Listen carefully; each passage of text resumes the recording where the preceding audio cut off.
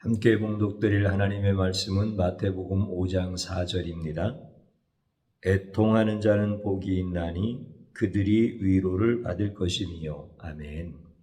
주님의 보혈로 다 씻어주시고 오늘 또 예배 중에 함께 하시는 하나님께서 여러분들의 모든 삶을 치유하시고 온전히 회복시켜 주시는 줄로 믿습니다.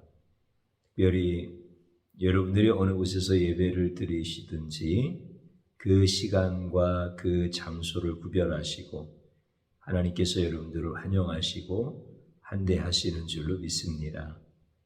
우리 예수님께서 특별히 어떤 분이신가를 증거하는 하나님의 말씀이 잘 이해가 되어지고 깨달아지고 온전히 믿음으로 말미암아 여러분들이 이 땅에서도 하나님의 크신 위로를 받으며 하나님께서 주시는 가장 복되고 아름다운 삶이 되어지기를 주님의 이름으로 축복합니다. 저는 오늘 애통하는 자라고 하는 제목의 말씀으로 함께 은혜를 받고자 합니다. 이 세상에는 애통하는 자가 참 많습니다. 돈이 없어서 애통을 하는 사람이 있습니다. 또 어떤 사람은 권력을 바랬지만 얻지 못하여 애통하는 자가 있습니다. 또 어떤 사람은 사랑을 놓쳐서 애통하는 자가 있습니다. 또 어떤 사람은 바라는 직장에 들어가지 못하여 애통하는 자가 있습니다. 또 어떤 사람은 진학을 하지 못하여서 애통하는 그런 사람이 있습니다. 세상에 어떤 사람이든지 다 몇 가지의 애통함을 가슴에 끌어안고 살아가게 되어지지요. 이 땅에서 자신의 꿈과 비전을 이루지 못함으로 인하여서 그 애통을 느끼는 자들, 이 애통함이라고 하는 것은 인간에게 참으로 큰 슬픔이 되어집니다.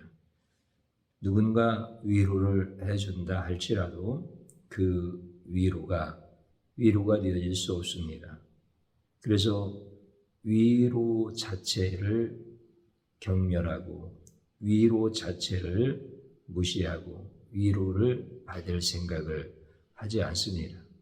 인간에게 진정한 위로가 되어지는 것은 자기가 원하는 것을 성취하고 자기가 원하는 것을 가져야만 그것이 위로가 되어집니다. 그런데 실제 우리의 삶은 어떻습니까?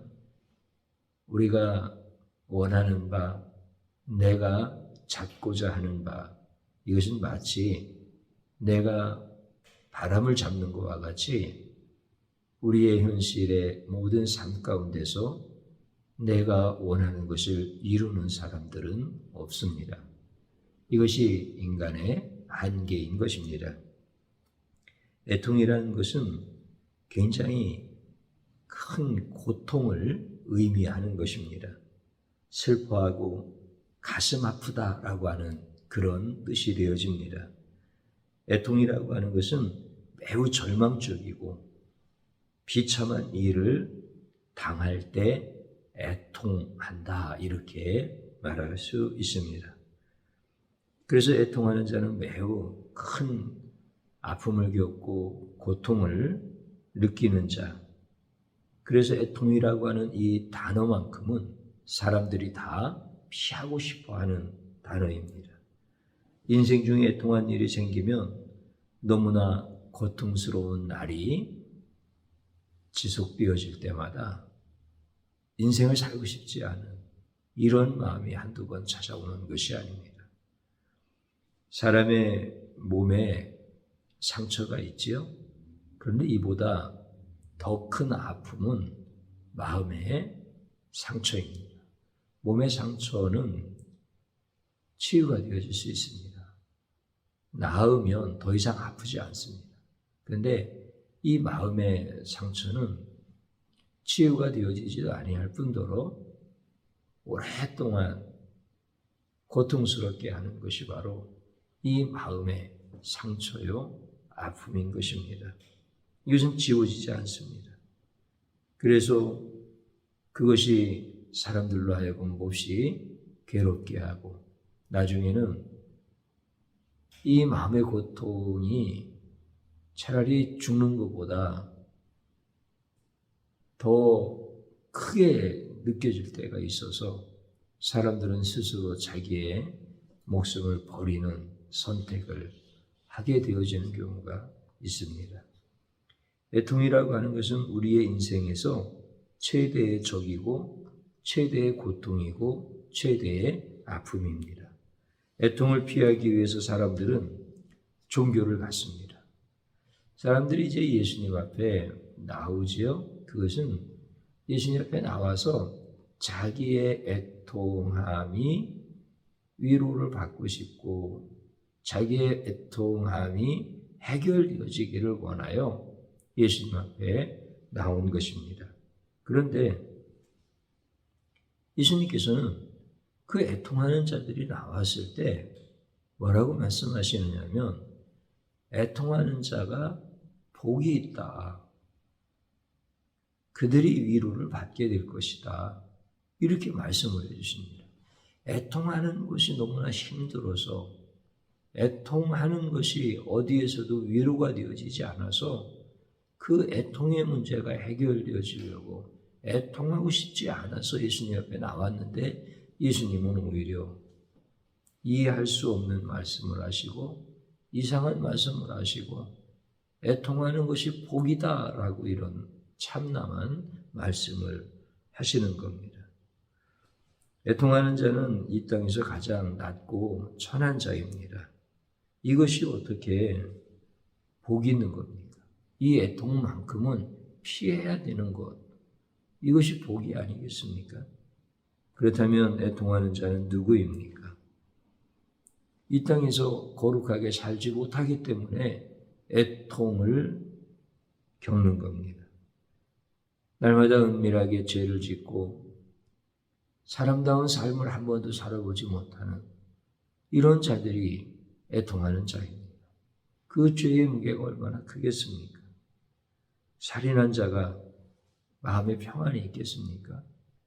애통하는 자가 바로 이렇게 자기의 삶을 제대로 살지 못했고 후회하는 인생을 사는 자들, 이런 사람들이 고통적으로 겪고 있는 것이 바로 애통하는 마음입니다. 유대의 종교 지도자들은 이렇게 죄인들이 애통하는 것을 보면서 너희들이 그 애통의 문제가 해결되어지려면 거룩한 말씀을 가까이 하여야 한다고 가르치던 사람들입니다.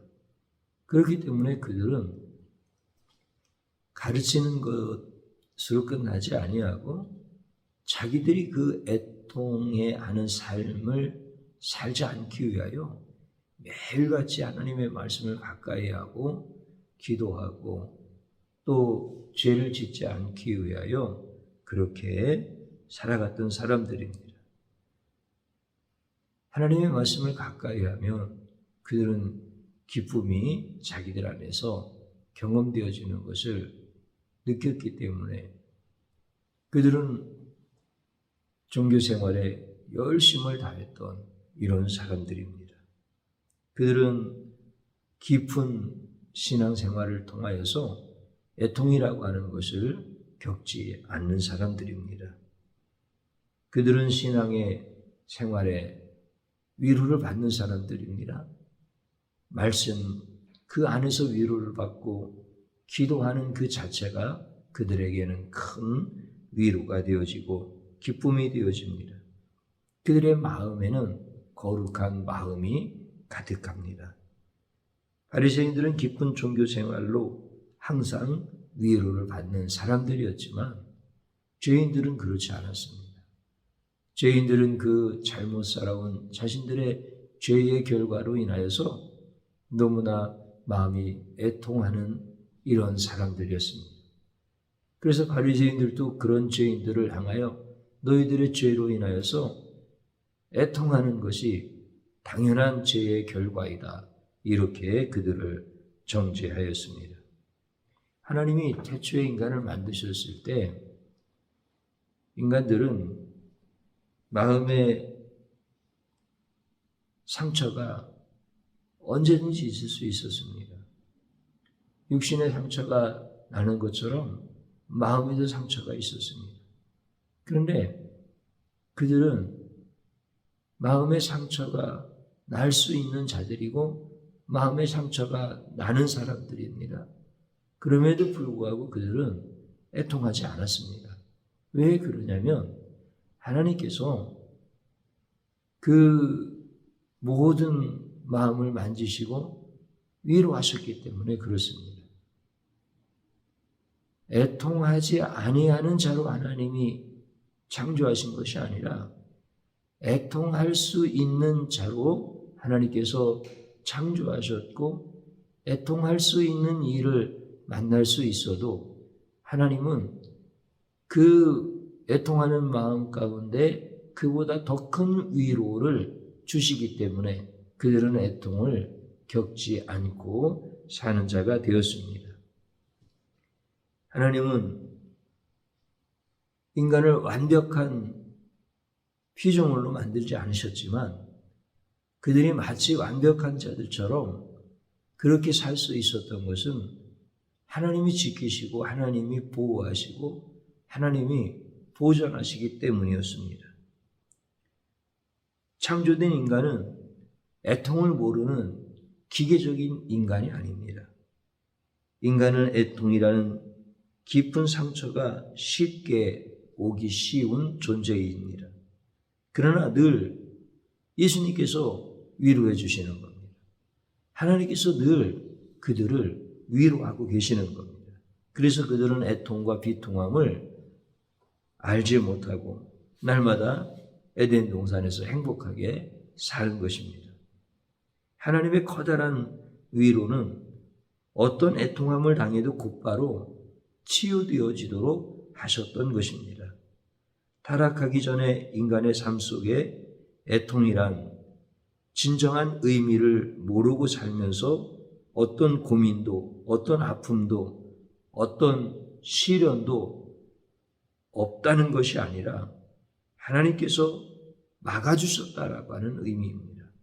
바로 하나님께서 인간을 이렇게 관리하시고 지켜주시고 항상 위로해 주셨다라고 하는 것입니다. 그러나 인간에게 죄가 찾아오고 타락한 자들이 되었을 때 하나님의 그 위로하심을 거절하고 하나님을 떠났을 때는 이제 하나님의 위로를 전혀 경험할 수 없는 자가 되어진 것입니다. 스스로 자신의 마음속에 생기는 이 상처를 위로하고자 하지만 하나님이 위로하실 때의 위로와는 비교가 되어질 수 없을 만큼 인간은 스스로 위로하고자 했지만 위로받을 수 없는 자가 되어서 그렇게 살아가게 되어집니다. 이것이 바로 타락한 인간들의 아픔과 고통, 그 고통이 심화되어 애통하는 자로서 살 수밖에 없는 비통한 삶을 사는 것이 바로 인생인 것입니다. 약하고 비천한 자가 애통하면 아무도 위로해 주지 않습니다. 힘이 없는 자는 늘 이리 치이고 저리 치이면서 위로받지 못하는 것이 인생입니다. 죄가 많은 자들은 원래 애통할 수밖에 없습니다. 그런 자들을 누가 위로해 주겠습니까? 힘이 있는 자, 의로운 자, 깨끗한 자, 이런 자들은 위로를 받습니다. 그러나 힘이 없고 애통하는 자는 누구에게도 위로를 받을 수가 없습니다. 이것이 세상 이치입니다. 그러나 예수님은 이 땅에 애통하는 자들을 위로해 주시기 위하여 이 땅에 오신 분입니다. 하늘에 높은 보좌를 버리시고 낮고 낮은 이 땅에 오신 이유는 바로 애통하는 자를 위로하시기 위함이었습니다. 예수님은 부자가 돈이 없어서 애통하는 것을 위로해 주시려고 오신 분이 아닙니다. 권력이 많은 자가 권력을 잃어버린 것을 애통해하는 것을 위로해 주시려고 오신 분이 아닙니다. 이 세상에서 자신의 죄의 행위들과 자신의 깊은 마음의 상처로 인하여서 누구에게도 위로받을 수 없는 자들을 위로하시기 위하여 오신 분이 바로 예수님이십니다. 그래서 예수님이 그들의 눈물을 닦아주시고 그들을 위로하시는 겁니다. 자신의 의로운 행위로 인하여 도취되어져 있는 이런 사람들은 예수님께서 위로해 주시려고 찾아가시지 않습니다. 자신의 내면의 깊은 죄악으로 인하여서 아파하고 고통하는 자를 찾아가 주셔서 그들의 눈물을 닦아주시는 분이 바로 예수님입니다. 바리새인들과 사두개인들은 자신이 날마다 말씀을 읽고 기도의 생활에 전념을 하고 종교적인 행위로 자기 스스로 위로하는 자들이었습니다. 예수님은 이런 자들에게 찾아가지 않으셨습니다. 그들은 자신이 죄인인지 의인인지 구분하지 못하고 미련하게 사는 자들이었습니다. 예수님이 찾아간 자 그들이 아니었습니다. 예수님이 찾아간 자들은 자신이 죄인인 것을 깨닫고 이 죄를 해결할 수 없어서 마음에 너무 큰 아픔과 상처 때문에 고통하는 이런 자들을 예수님께서는 찾아가셨던 것입니다. 예수님께서는 모든 사람들의 죄를 다 사해 주시지 않습니다. 예수님이 찾아가셔서 죄를 사하여 주시고 위로해 주시는 자가 분명히 있었습니다.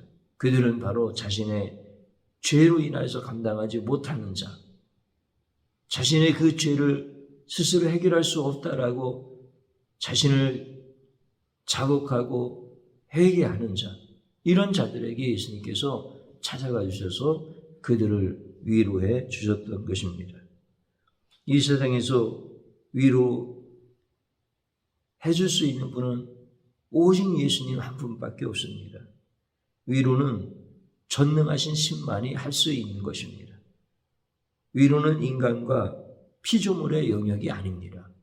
오직 신적 능력을 가지신 예수님만이 위로하실 수 있는 것입니다. 그래서 예수님의 위로는 말로만 떠드는 위로가 아닙니다. 그건 어떤 피조물이든지 다 할 수 있습니다.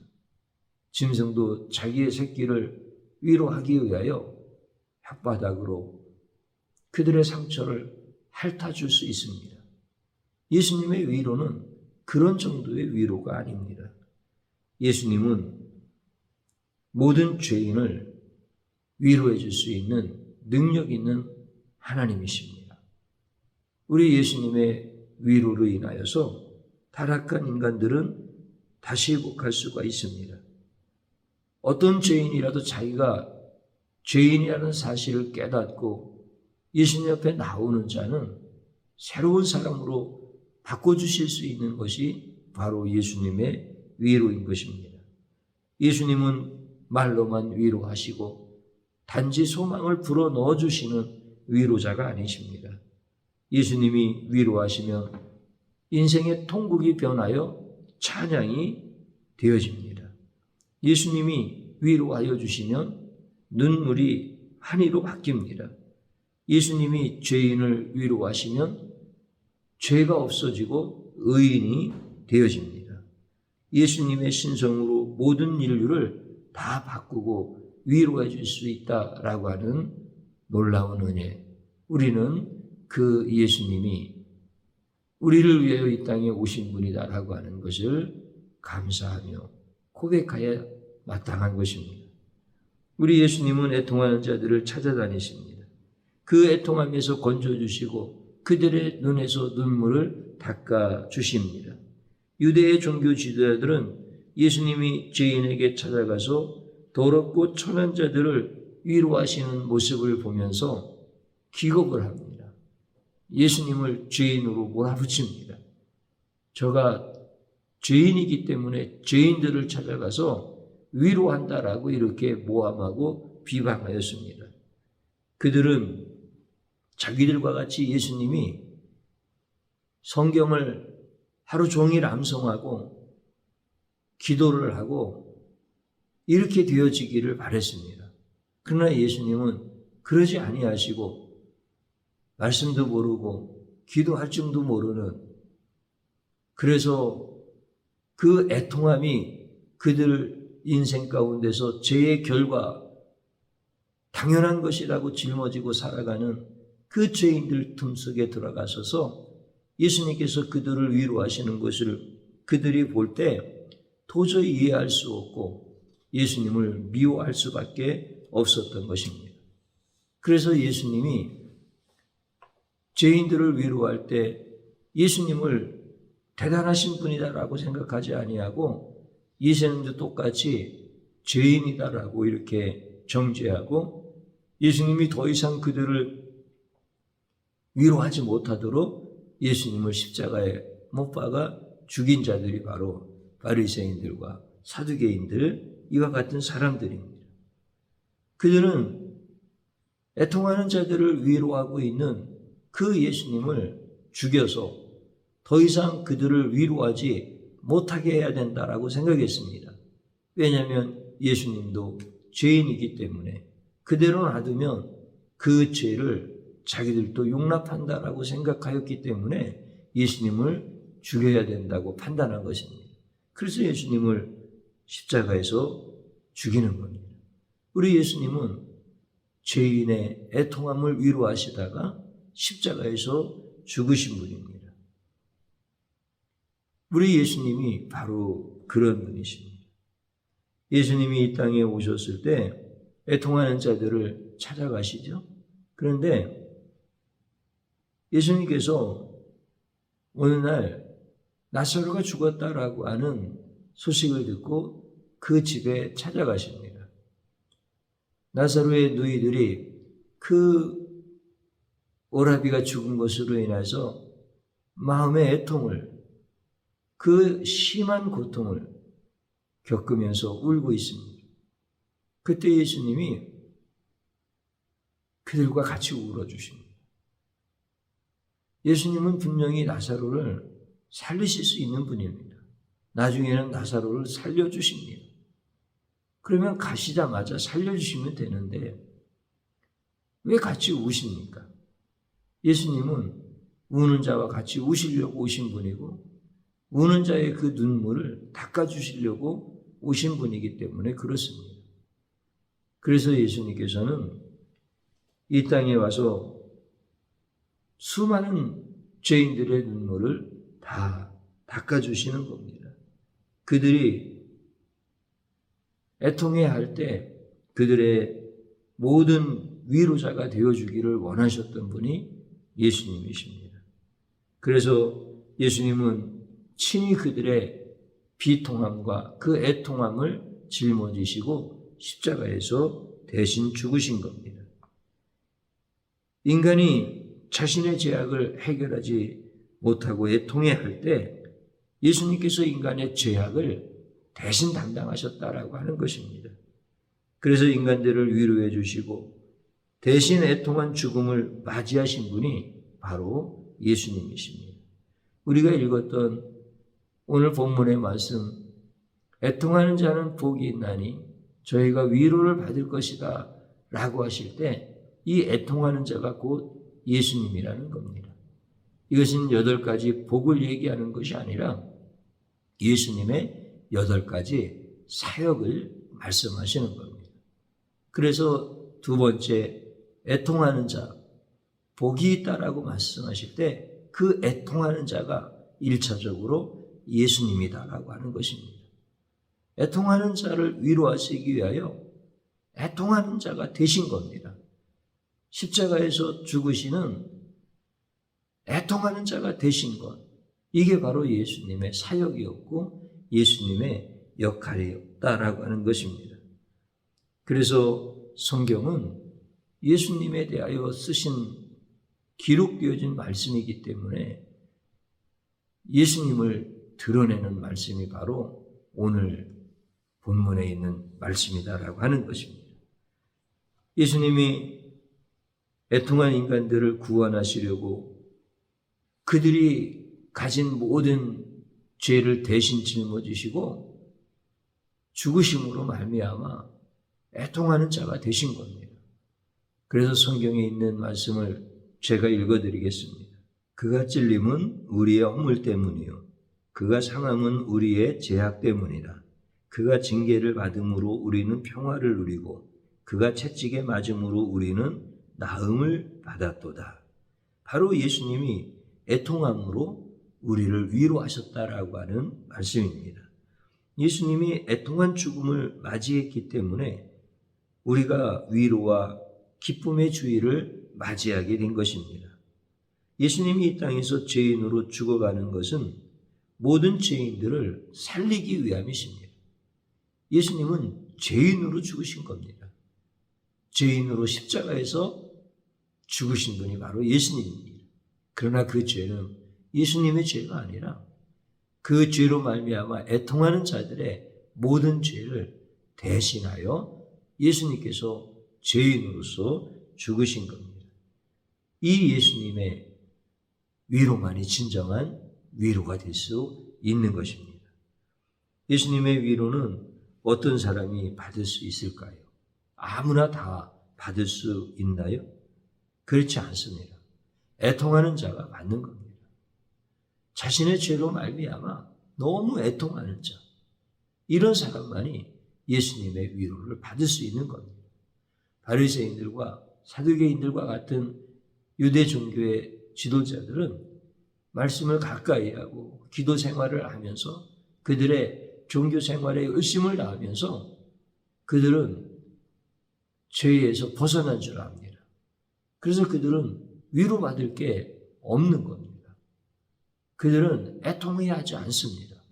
말씀을 읽으며 즐거워하고 기도를 하면서 기뻐하고 그들의 종교 생활에 열심을 다하면서 그들은 평안을 누리고 기쁨을 누리는 자들입니다. 애통할 게 없는 겁니다. 그런 자들은 예수님의 위로를 받을 수가 없습니다. 예수님의 위로를 받을 수 있는 자는 예수님 앞에 나와서 내가 너무나 죄인입니다. 나는 그 죄로 인해서 마음이 너무 큰 상처를 받았습니다. 나는 이 애통함을 어디에 가서 하소연할 수도 없고 누구에게도 위로받을 수가 없습니다. 나는 큰 죄인입니다. 나는 너무나 마음이 아픈 자입니다. 나는 너무나 괴로운 자입니다. 이렇게 예수님 앞에 나와서 자기의 애통함을 얘기하는 자, 자기의 애통함을 고백하는 자, 이런 자만이 바로 예수님께서 그 죄인의 고백을 받으시고 예수님이 대신 다 위로해 주시는 겁니다. 이게 예수님의 위로입니다. 하나님 아버지는 인간들이 하나님의 위로를 받지 못하고 날마다 죽어가고 영원한 지옥으로 들어가는 것을 다 아십니다. 그래서 예수님을 보내주시는 겁니다.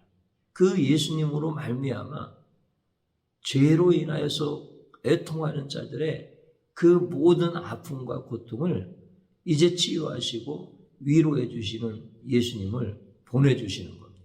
예수님이 아니고는 어떤 죄인도 위로받을 수 없기 때문에 그렇습니다. 그 인간들의 애통한 그 불쌍함을 우리 예수님을 통하여서 구원하시려고 하나님께서 보내주신 겁니다. 그래서 하나님께서 아들을 보내시는 계획이 없었으면 어떤 인간도 위로를 받을 수 있는 인간은 한 사람도 없었습니다. 예수님의 죽으심으로 인간이 자유를 얻고 그 애통함에서 위로를 받을 수 있는 유일한 기로, 유일한 그 위로, 영원한 위로의 길이 열리게 되어진 것입니다. 백성들은 자신들의 죄로 인하여 애통하는 그 삶을 살아갈 때 너무나 고통스럽죠. 그러면서 인생은 너무나 고통스럽구나. 인생은 애통하는 이런 삶을 사는 게 인생이로구나. 이런 생각을 하게 되어집니다. 왜냐하면 자기 자신들도 괴롭고 늘 애통해하고 있는데 유다의 종교 지도자들은 그들을 2번 죽이는 겁니다. 너희들은 그 애통하는 자리에서 벗어날 수가 없어. 너희들이 애통하는 것은 너희들이 죄로 인한 것이니까 당연한 거야. 그래서 유대의 종교 지도자들의 설교를 듣게 되어지면은 그들은 2번 죽는 겁니다. 그래서 절망 가운데 더 이상 이 고통에 이 애통하는 이런 심령에서 벗어날 수 있는 길이 없다라고 이렇게 여기면서 살았던 사람들이 백성들입니다. 그런데 예수님의 설교를 들으니까 전혀 다른 겁니다. 너희들이 복이 있다라고 말씀하십니다. 너희들이 하나님의 위로를 받게 될 것이다. 이렇게 말씀해 주십니다. 예수님의 설교는 그들의 설교와 달랐습니다. 그래서 예수님의 설교를 듣는 그 시간에 그들은 너무나 기뻤고 뛸 듯이 너무나 감사했던 거예요. 예수님께서 그들의 죄 가운데 있는 그 고백을 다 받으시고 도저히 자기의 힘으로 자기의 의로움으로 벗어날 수 없다라고 예수님 앞에 자신의 애통함을 고백할 때 예수님은 걱정하지 말아라. 내가 너희들의 모든 죄를 대신하여서 죽을 것이고 그리고 너희들은 자유함을 얻을 것이고 너희들은 위로를 받을 것이다. 이렇게 설교를 하시니까 우리 예수님의 그 설교를 들을 때 그들이 큰 충격을 받는 거예요. 그 설교 자체에 그들은 큰 위로를 받는 거예요. 바리새인들의 설교 앞에서는 2번 죽는 심정으로 괴로웠지만은 더 힘들었지만 예수님의 설교 앞에서는 영혼이 막 살아나는 것처럼 위로받는 거예요. 근데 그것이 느낌이 아니라 실제 예수님께서 그들의 죄를 다 대신하여서 죽으심으로 말미암아 예수님이 설교하신 그대로 그들은 진짜 위로를 받게 되어지는 거예요. 이 놀라운 은혜를 그들은 다 경험하게 되어지는 거죠. 잘난 자가 위로를 받는 것이 아니라 의인인지 않은 자가 위로를 받는 것이 아니라 자신의 죄로 인하여 애통하는 자가 위로를 받게 될 것이라고 하는 이 예수님의 설교를 들을 때 그들은 어린아이들처럼 팔짝팔짝 뛰면서 너무나 기쁘고 하나님 앞에 감사했습니다. 그래서 그들은 설교가 끝난 뒤에도 떠나지를 않는 겁니다. 찬송이 크게 울려 퍼지고 그들이 설교가 끝났음에도 불구하고 흩어지지 아니하고 그러니 그들이 모여있는 곳이 천국이고 그곳이 곧 하나님의 품이었다라고 하는 사실입니다. 인간의 삶은 애통하는 것의 연속입니다. 인간은 살아갈수록 애통함이 늘어갑니다. 그러나 이제 예수님의 위로를 맛본 자들은 그 애통함에서 벗어나기 시작하고 그 애통함에서 벗어나 구원의 자리로 돌아가 또 다른 사람들을 위로할 수 있는 자들이 되어지게 되었습니다. 예수님의 위로가 없으면 망망대해에서 작은 배를 타고 홀로 맨손으로 노를 저어서 건너가는 것처럼 이렇게 고달픈 인생이었지만 예수님의 위로를 받은 자는 다른 사람까지도 위로해 줄 수 있는 자로 이렇게 넉넉한 승리하는 삶을 살게 되어졌던 것입니다.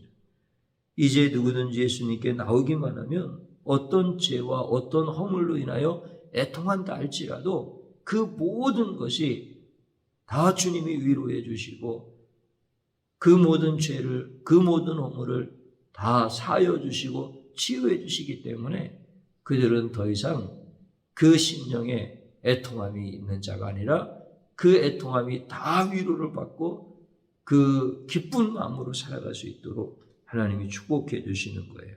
그러나 예수님께 나오지 않는 자는 자신의 작은 죄라 할지라도 위로받지 못하고 지옥에 갈 수밖에 없습니다. 누구도 예수님의 위로가 없다면 모든 죄를 짊어지고 영원히 애통하며 살아야 되는 지옥으로 갈 수밖에 없습니다. 성도란 누구입니까? 성도란 아무리 죄가 많을지라도 위로를 받는 자가 성도인 것입니다. 성도란 아무리 더럽고 천한 자라고 할지라도 영원한 위로를 받는 자가 성도입니다.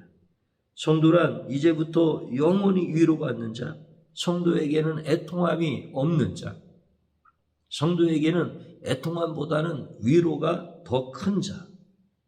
그래서 예수님께서 그 모든 애통을 다 사라지게 하신 자가 바로 성도인 것입니다. 성도에게는 항상 예수님의 위로만 있는 것입니다. 성도란 남은 인생 동안 예수님의 위로를 받으며 나도 다른 사람을 위로하면서 살아가는 축복된 길을 걷는 자가 바로 성도인 겁니다. 우리는 어떤 고상함도 없고 어떤 의로움도 없고 어떤 거룩함도 없어서 날마다 나의 죄악으로 인하여서 애통하면서 살았지만 예수님께서 위로해 주심으로 말미암아 이제는 내가 기쁘고 감사하면서 살아가는 자가 되었습니다. 애통함이 변하여 상상할 수 없는 큰 기쁨이 되어진 것은 예수님의 위로 때문에 그렇습니다. 이사야서 61장 3절에 있는 말씀을 읽어드리겠습니다. 무릇 시온에서 슬퍼하는 자에게 화관을 주어 그 죄를 대신하며 기름으로 그 슬픔을 대신하며 찬송의 옷으로 그 근심을 대신하시고 그들의 의의 나무 곧 여호와께서 심으신 그 영광을 나타낼 자라 일컬음을 받게 하려 하심이라. 아멘. 이제 우리는 예수님으로 말미암아 죄 대신 기쁨이, 슬픔 대신 찬송이, 근심 대신 영광으로 위로받는 자가 되었다라고 하는 말씀인 것입니다. 우리가 잘 나가기 때문에, 우리가 거룩하기 때문에 이렇게 예수님께서 나에게 죄 대신 기쁨을 주시고 슬픔과 애통 대신 신선한 찬송을 주시고 근심과 비통 대신 예수님의 영광을 주신 것이 아닙니다. 내가 죄인인 것을 예수님 앞에 가지고 나와서 애통하는 심령 그대로 드렸더니 예수님께서 그 애통하는 심령을 다 바꿔주신 것입니다. 이것이 예수님의 위로인 것입니다. 그래서 우리는 누리고 예수님은 애통하시고, 우리는 기뻐하고 예수님은 비통해 하시고, 우리는 노래를 부르고 예수님은 신음을 토하시고, 우리는 위로를 받고 예수님은 매를 맞으시고, 우리는 복을 받고 예수님은 십자가에서 저주의 죽음을 당하시는 것이 복음인 것입니다. 이게 성경에서 증거하고 있는 오늘 말씀의 핵심인 겁니다. 우리가 위로받는 것은 예수님의 죽으심 때문입니다. 우리를 위로하기 위하여 예수님께서 십자가에서 매맞고 죽으시고 애통한 자가 되셨던 것입니다. 예수님의 이 사역이 없었으면 우리는 영원히 애통할 수밖에 없는 자들입니다. 우리는 그러므로 머리 숙여 우리 예수님께 모든 감사와 찬양과 존귀를 드려야 합니다. 예수님은 우리를 위로하기 위하여 자신의 생명을 십자가에서 던지셨는데 우리는 날마다 위로받지 못하고 애통하는 삶을 살아서야 되겠습니까? 그런데 이렇게 예수님을 예배하면서도 애통한 삶을 사는 자들이 너무나 많습니다. 그것은 위로하기 위하여 우리를 불러주시고 예배하는 자리로 우리를 초청하여 주셨음에도 불구하고 예배를 통하여 예수님의 위로를 받지 못하기 때문에 이런 신앙의 악순환이 계속 이어지는 것입니다. 그러므로 우리는 예배 시간에 건성으로 예배드리면 안 됩니다. 진심으로 내가 나의 죄를 자백하고 예수님의 위로가 임하는 시간이다라고 하는 사실을 깨닫고 대충 드리던 예배를 회개하고 대충 기도하고 대충 찬양하던 이 죄를 하나님 앞에 진실한 마음으로 회개하고 내가 애통하는 심령 가지고 나왔으니 나를 위로해 주시는 예수님을 만나기를 소원합니다. 나는 아무 공로 없지만 나는 오직 예수님의 은혜로 나의 모든 애통함이 사라지기를 바라며 이 시간 나왔습니다. 나를 위로하여 주옵소서. 이렇게 진실된 예배자가 되어져야 우리는 신앙에 잘못되어져 있는 고리를 끊어버리고 애통함이 없는 인생, 애통함을 받을 수밖에 없는 이런 연약한 존재로 살아가지만 우리 예수님의 위로가 날마다 크심으로 말미암아 애통이 없는 인생을 살게 되어지는 줄로 믿습니다. 아무리 큰 불이 일어난다 할지라도, 그래서 온 산이 시뻘겋게 불타오른다 할지라도 하늘에서 내리는 장대비 앞에는 그 모든 불이 다 꺼지는 겁니다. 그러므로 인하여서 우리는 예수 그리스도의 위로하심으로 말미암아 애통함이 없는 인생을 사는 것, 이게 성도인 겁니다. 이것을 어디에서 경험한다고요? 예배를 통해서 경험하는 겁니다. 그래서 예배의 기본은 기쁨입니다. 감사입니다. 찬송입니다. 예배를 제대로 드리는 자는 애통이 사라지는, 그러나 예배 때 건성건성 예배를 드리고 대충 예배를 드리는, 회개할 줄 모르는 예배를 드리는 자들은 애통이 사라지지 않아요. 오히려 예배 드림이 애통이 되어지고 예배 드림이 아픔이 되어지는 이런 사단의 유혹 앞에서 노출되어지는 자들입니다. 여러분들은 이제 예수 그리스도의 위로하심으로 말미암아 우리 하나님 앞에서 애통이 없는 가장 복된 삶을 살기를 주님의 이름으로 축복합니다. 저를 한번 따라서 해보시기 바랍니다. 예수님의 위로를 모르고 저주받은 인생처럼 애통하며 살았던 죄악을 용서하소서. 진심으로 회개하는 겁니다. 또 한번 따라서 하십시오. 나의 애통함을 위로하시려고 십자가에서 죽으시고 애통한 자가 되신 예수님을 찬양합니다. 아멘. 또 한번 따라서 해보십시오. 예배를 드릴 때마다 예수님의 위로가 넘치게 하소서. 아멘.